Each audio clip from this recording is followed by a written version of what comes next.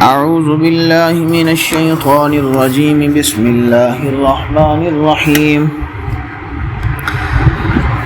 الرحمن علم القرآن خلق الإنسان علمه البيان. الشمس والقمر بحسبان والنجم والشجر يسجدان والسماء رفعها ووضع الميزان ألا تطغوا في الميزان وأقيموا الوزن بالقسط ولا تخسروا الميزان والأرض وضعها للعنام فيها فاكهة والنخل ذات الأكمام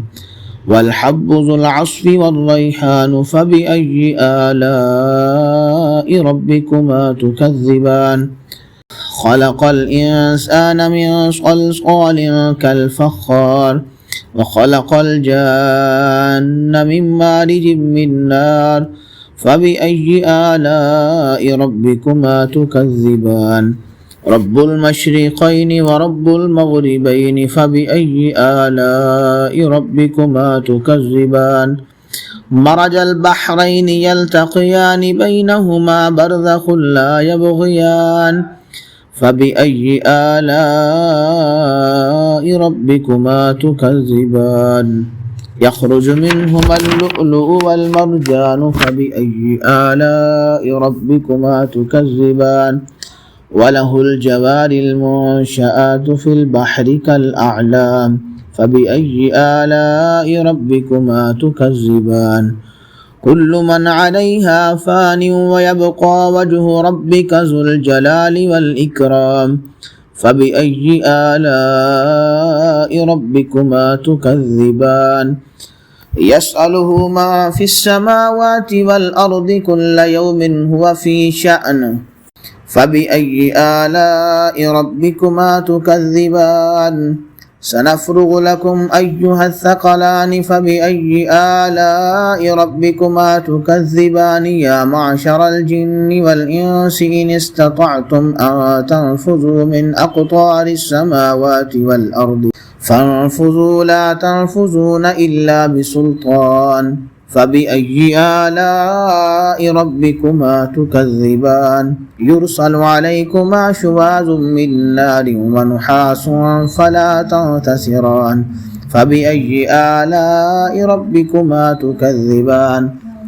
فإذا انشقت السماء فكانت وردة كالدهان فبأي آلاء ربكما تكذبان فيومئذ لا يسأل عن ذنبه إنس ولا جان فبأي آلاء ربكما تكذبان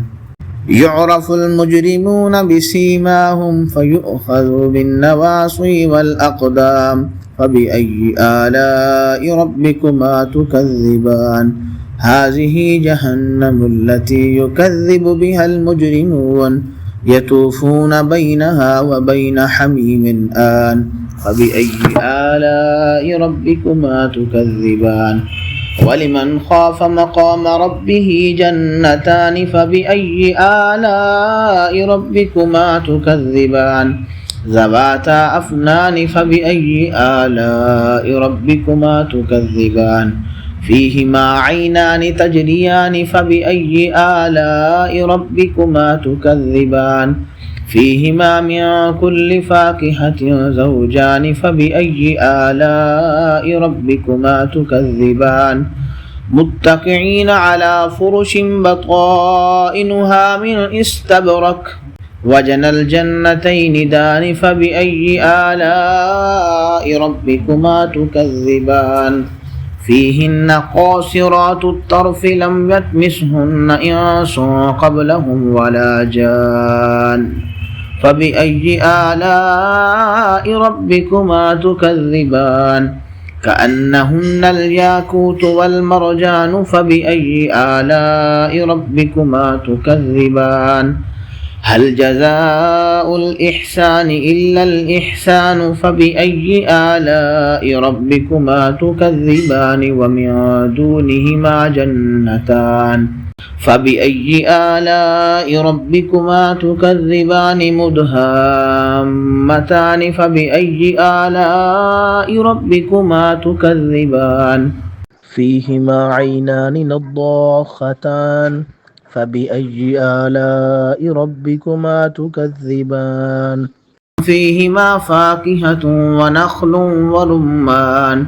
فبأي آلاء ربكما تكذبان فيهن خيرات حسان فبأي آلاء ربكما تكذبان حور مقصورات في الخيام فبأي آلاء ربكما تكذبان لم يطمسهن إنس قبلهم ولا جان فبأي آلاء ربكما تكذبان متكئين على رفرف خضر وعبقري حسان فبأي آلاء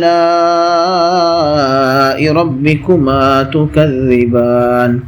تبارك اسم ربك ذي الجلال والإكرام صدق الله العظيم.